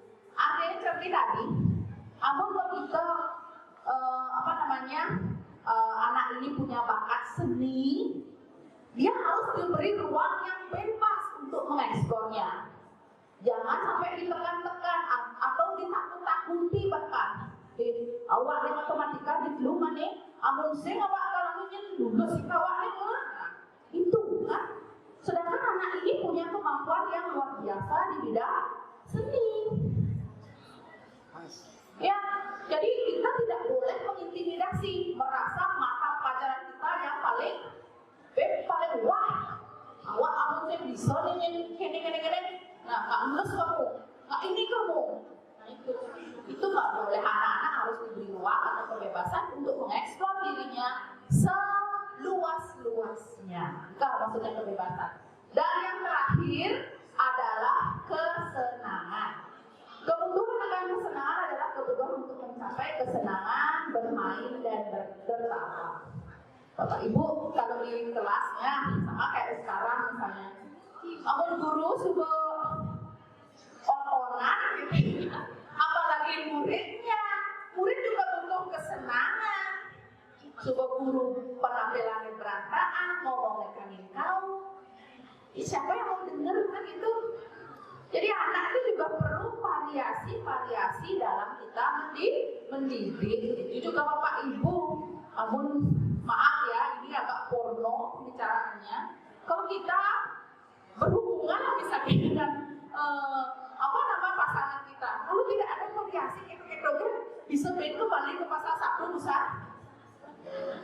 Ilmu itu penampilan kena nangkil kebilang sing nawanga ngajaki itu kebat kita kurang eksplor diri, kurang kebebasan. Begitu pula anak-anak.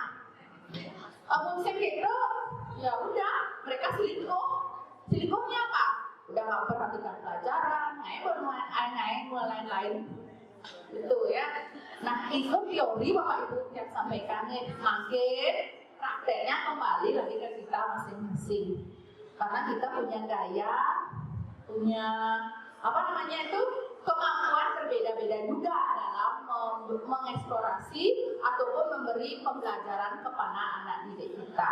Nah, harapannya 5 kebutuhan dasar kita bisa dipenuhi sehingga anak-anak bisa belajar sesuai dengan bakat dan minatnya, mengeksplor diri sesuai dengan karakteristiknya, dan ujungnya anak-anak memiliki karakter profil pelajar Pancasila dan juga bisa mencapai kebahagiaan yang setinggi-tingginya.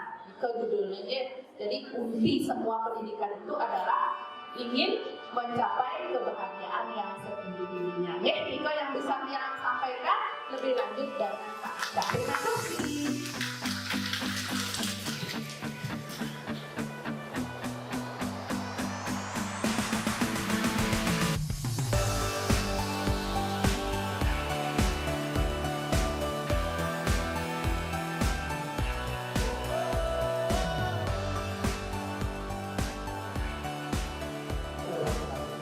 ini guru mohon mengerti.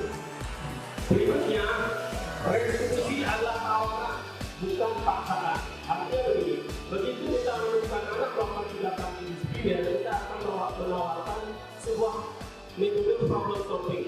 Kita tidak boleh maksa. Kita harus mencarikan sebuah solusi.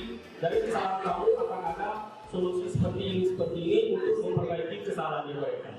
Lanjut, restitusi mencari kebutuhan dasar yang mendasari tindakan. Artinya kita harus menggali, menganalisis kenapa si anak ini melakukan tindakan tersebut. Apa buktinya dari tindakan ini kita akan tahu apa sih yang penyebabnya sehingga apapun yang menjadi masalah akan cepat terpecahkan.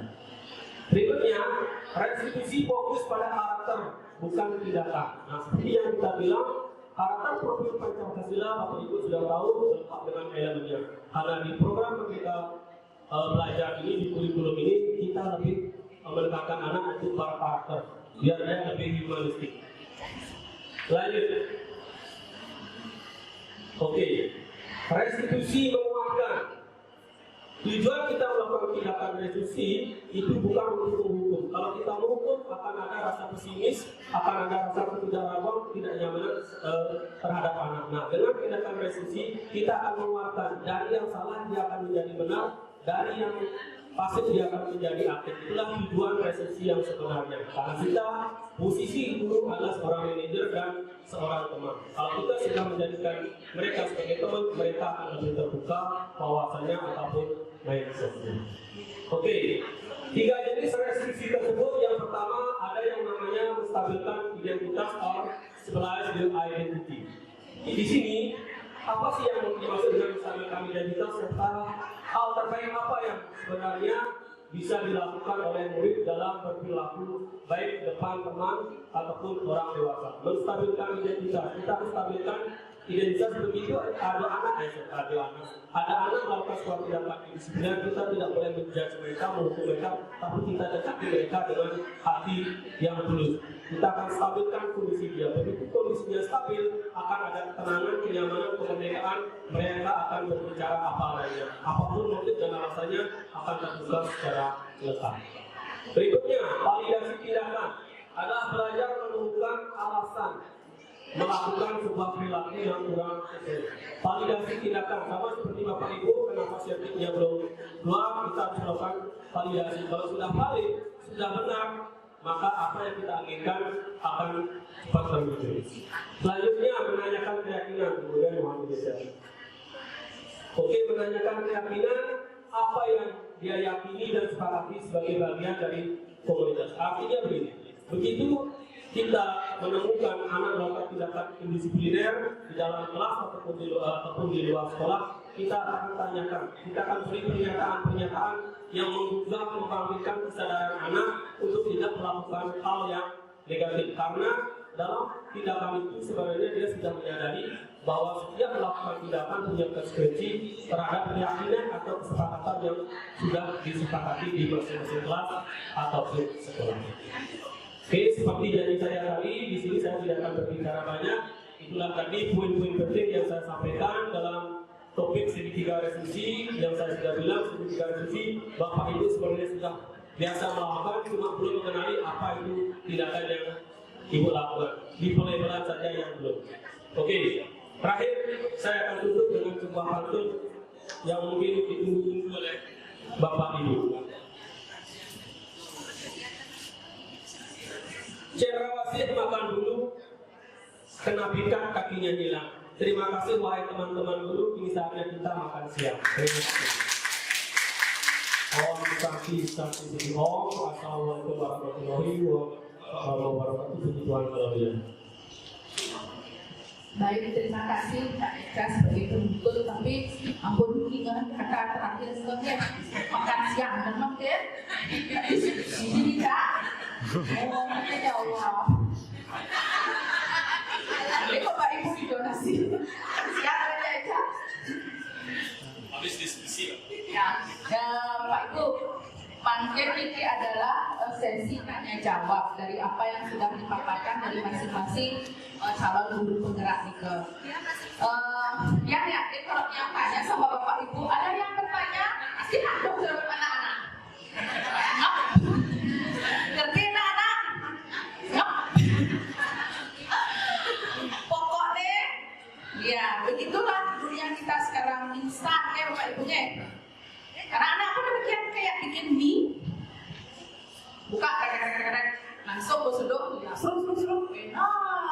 gitu kan, UP sing tawana apa kandungan itu isinya sama kan kita gitu. Pak Ibu di kelas emang ada gitu komunikasi jak murid gak ngerti anak. Nah cetak yang rakyat mungkin aduh ya instan ini sami. Ada yang bertanya teman-teman?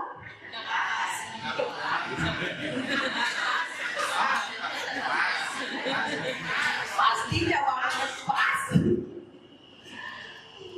Kalau tidak ada artinya apa namanya tanya jawab begitu ya, jadi tidak ada feedback. Karena gini, pertanyaan itu bukan berarti menggurui, itu bukan. Kedua, nyari-nyari kesalahan bukan. Pertanyaan itu adalah sebenarnya refleksi Bapak Ibu. Refleksi orang lantas Bu, Pak, ya aku seduk gitu. Pak Bu yang ini bertengah ini bukan begitu Bapak Ibu.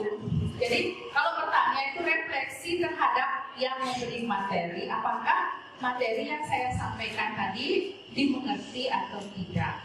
Bagaimana guru itu bisa mengerti kalau anak-anak tidak memberi refleksi, tidak memberi umpan balik. Itu pentingnya kita melakukan refleksi. Mungkin Bapak Ibu jangan seperti itu, pakai tuntaskan materi. Tapi misalnya kalau pelajaran tapi ada anak Pancasila misalnya undang-undang adalah kita sekarang besar sampaikan itu ya di YouTube ya anak-anak ya. Jadi pembelajaran bermakna itu kan penting. Karena anak-anak tidak memberi umpan balik. Tidak juga demikian. Sama juga mungkin teman-teman saya sendiri demikian juga. Bapak Ibu memberi materi. Oh ini tesisnya ini apa ya anak-anak ya. Jadi subjek sama ini ya. Praktek sekarang praktek. Tidak bermakna pembelajaran itu. Sampai yang sedikit merubahlah sedikit demi sedikit. Kemudian saya pun merefleksi diri dengan cara apa misalnya. Nah kemarin juga ya tentang pemberian reward atau bukan reward ya, refleksi. Sebenarnya Bapak Kepala Sekolah itu mengadakan refleksi sebenarnya juga terhadap penilaian anak terhadap kita. Ngajar itu anak kita ada intervensi. Itu Bapak Ibu nak itu ya anak yang memilih kan yang depannya. Pertama saya melihat di sini ada beliau. Saya bukan ngajung-ngajungkan, saya juga tidak ditombok sama Bu Widya ya. Kenapa Bu Widya kok terus muridnya anak-anak kan ya kan?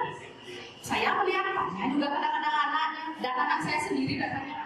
Tidak yang Bu Widya itu kok waduh kan kamu bangga manisan rayu-rayu cuma panggilnya gede ceritanya. Apa yang menyebabkan beliau itu dimuridkan anak-anak? Ternyata Bapak Ibu materi beliau kan berat itu tentang ilmu kebatinan. Beliau mengajar kuliah NC Sekres budu-buduan bisa kan gitu. Ibaratnya apa yang terjadi?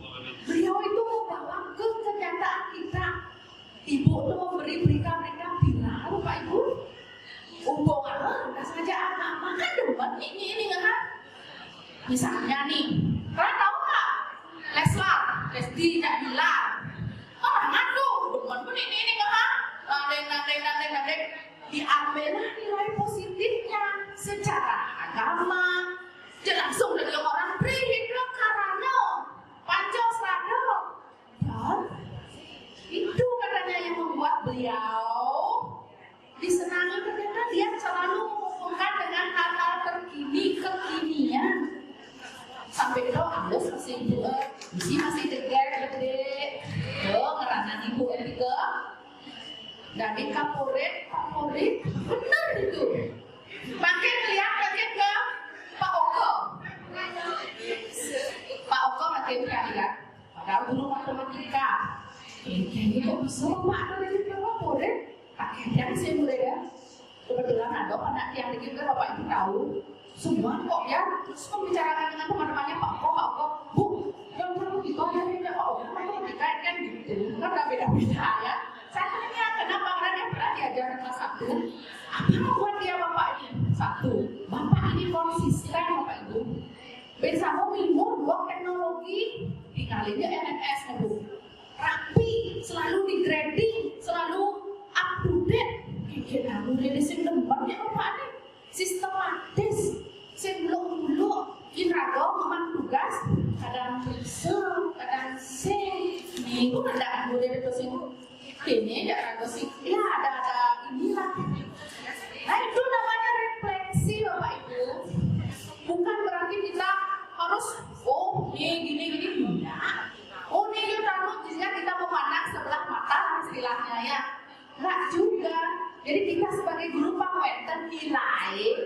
positif terhadap diri, pangingetan lo manipuan aja boleh deh. Pasti raga meninggalkan jejak yang buruk. Lu ibu anak tuh tidak konten terus bawa yang raga itu kadang mau nyenang di kopulan dan apa di jauh, lu sama-sama di bercapado, lu bodoh nih galak terus gitu kan. Nah, kira sarang-sarang, ya nak pado masih, nak saya masih beleh, saya masih galak, saya masih nggak mau nggak boleh rezeki masih bu, anak-anak juga nggak enak badan, padahal badan saya enak di rumah, apa rasanya kok, ya nggak, pasti pernah berjumpa sama semua itu wajar manusiawi, cuman kita mari pelan-pelan berubah. Ini pelan-pelan berubah menimbulkan apa namanya tadi budaya positif. Itu aja sih. Ada lagi yang bertanya tadi Bu Widya tangan yang merangsang sampai nah bangun dan ya ayo Bu Widya apa?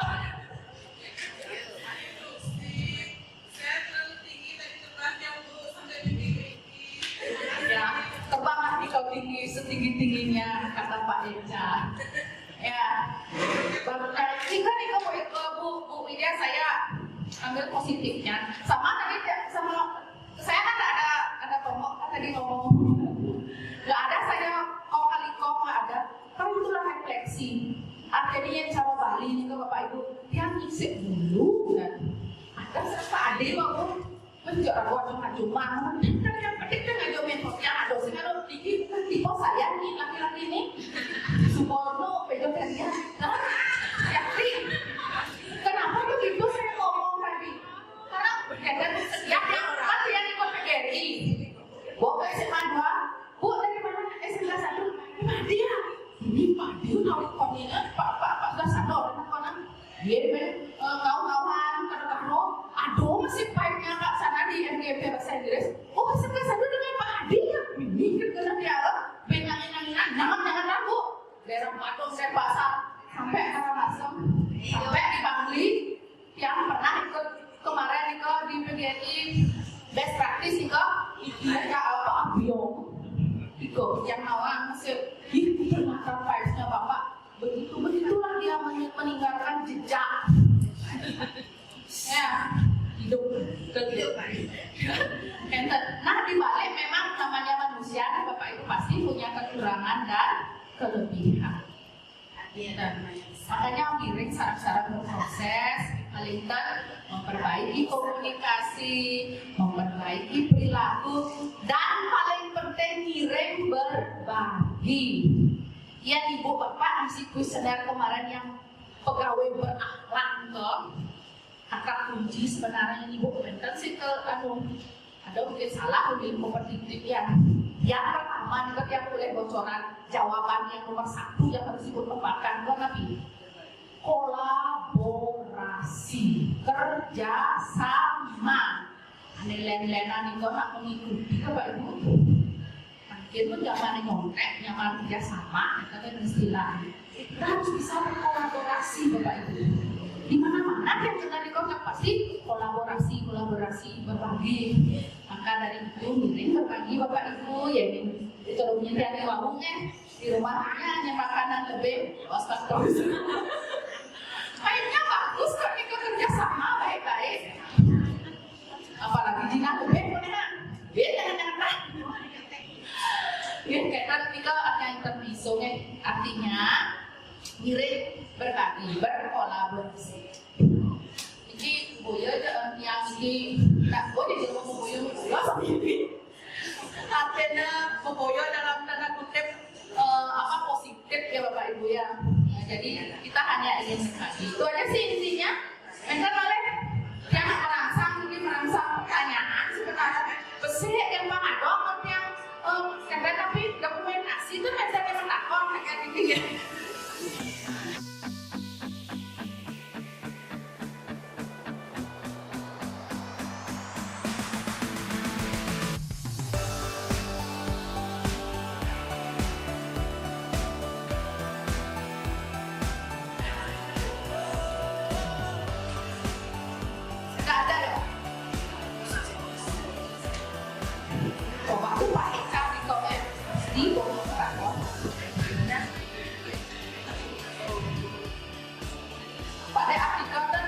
kan kaget undang-undang apa yang orang ini pakai Pak.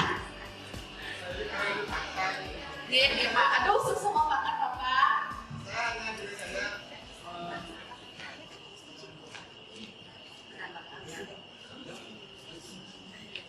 Pak pelan-pelan ya, Pak nak rekam yang makin dikit Pak ada aja kesandiannya. Stop, Pak stop. Nah.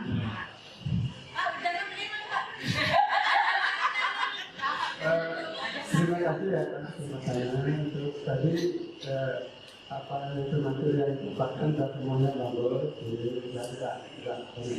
Tadi bacanya tidak hanya mengomentari saja. Jadi materi yang diberikan tadi yang disampaikan tadi itu semuanya tidak bagus, hanya saja misalnya tampilan depan tidak terbaca di belakang gitu. Jadi kalau nanti menggunakan materi, kalau Pak Adit kan bilang tadi artinya sudah bagus tuh. Jadi kayak itulah barangkali sehingga kita bisa membaca sambil mendengarkan juga bisa membaca. Terima kasih saja. Ya, terima kasih Bapak Atike. Jadi Bapak masukan yang luar biasa. Mungkin yang sama Bu Eka ini tadi cara atau ya Bu Eka itu. Terus terang ya Pak, yang pengen slide. Yang tak mudah bisa dikomplimasi yang di dalam sini. Ini Pak, masukan Bapak luar biasa. Nanti mungkin yang kedepannya karena terus terang Pak ini 3 modul ya. Setiap akhir modul nanti benten kayak destinasi. Nanti Bapak Ibu berpikir kan, di mana ada dismenisasi? Nah, ada peribahasa di situ ada nasi, nah nasi. Ya semua Pak artikel wetan balik ya Aneliana balik siki mantan Pak ini yang menulis mana sih tadi?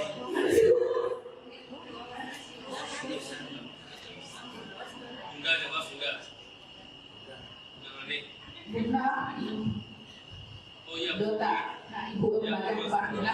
Oh iya Bu Ros. Terima kasih Bu Ros. Berdiri Bu Ros. Pak Man. Pak. Terima kasih. Dari depan. Di sini saya hanya mohon pendapat Bapak Ibu. Tadi saya sempat diskusi sama Pak Wayan tadi.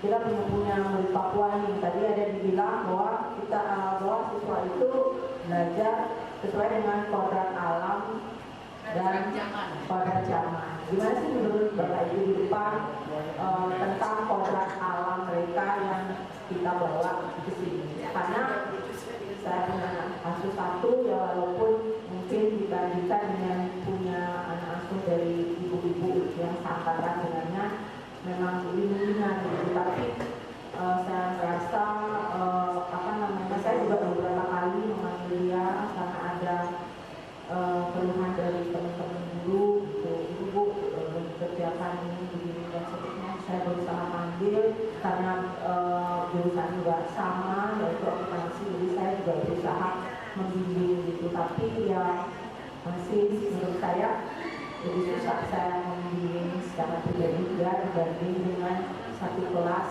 yang biasa gitu. Terima kasih. Terima kasih banyak Bu Ros. Ini waktu juga pertanyaan berkualitas. Betul. Ini benar sekali nih apa yang dikatakan Bu Ros karena kita memang ada kasus itu memang ada di sekolah. Nah, mungkin jadi biar saya sarang-sarang ya jawaban ini Pak Eca sama ini nabi itu jawab mungkin. Oke, sebelumnya saya ucapkan terima kasih yang luar biasa untuk kolaborasinya hari ini ya. Seperti Bu Deni bilang akan selalu ada kolaborasi dan akan selalu ada nasi. Oke, karena tadi Bu Deni di awal sempat sampaikan kenapa saya harus selalu bersemangat, karena memang saya ingin menjadi kepala sekolah dan saya tidak mau munafik ya. Karena apa? Saya ngomong bukan di sini saja. Waktu tes wawancara dengan para profesor 2 orang pun saya bilang, apa tujuan Anda ya? Saya tidak jadi kepala sekolah. Kalau saya tamat tidak jadi kepala sekolah, saya akan jadi guru penggerak yang mantap, yang tidak bisa melakukan perubahan. Hanya dengan menjadi kepala sekolah kita bisa optimal melakukan sebuah perubahan kolaborasi. Kalau saya kemarin nggak ngomong berlima dengan kepala sekolah, Bapak Ibu silakan kasih ide, tapi kalau idenya nggak bisa jalan, mohon maaf jangan tersinggung. Itu menjadi aset. Aset yang bagus kalau didiamkan jadi set-set, ya. Oke, kasusnya Bu Ros pernah saya alami ketika Bu Eka dan Bu yang pensiun siapa namanya ya? Bu Sri Handayani mencari saya, Pak Eca ini ada anak orang Papua tidak mau belajar, katanya Pak Eca keras. Bu silakan buka rekamannya, saya nggak pernah keras sama anak. Bagi saya ganti, saya nggak pernah. Kasih omongan keras pun saya nggak pernah. Kenapa dia tidak mau belajar bahasa Inggris? Satu, dia bilang berkode aja tidak bisa.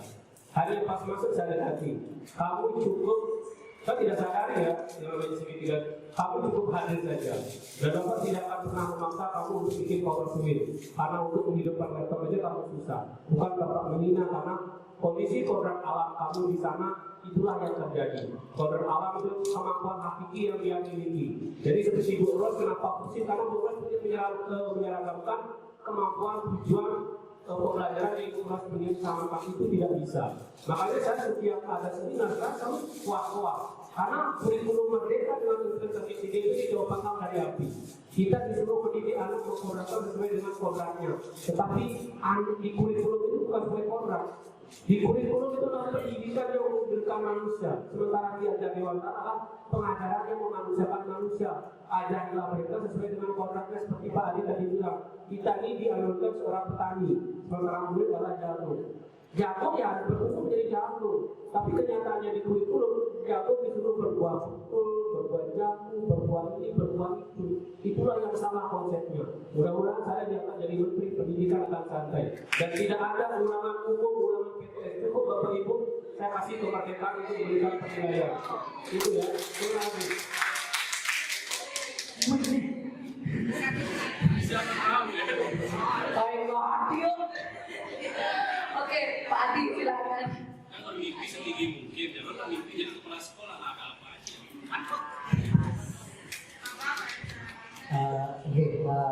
Yang record soalnya ini karena menjadi dokumentasi. Nanti dalam artian kita di depan ini bukan acting ini, dalam artian bukan pengambilan skrip untuk kita jadikan formalitas, tidak. Ini disebut dengan aksi nyata. Bapak Ibu lah yang menilai kami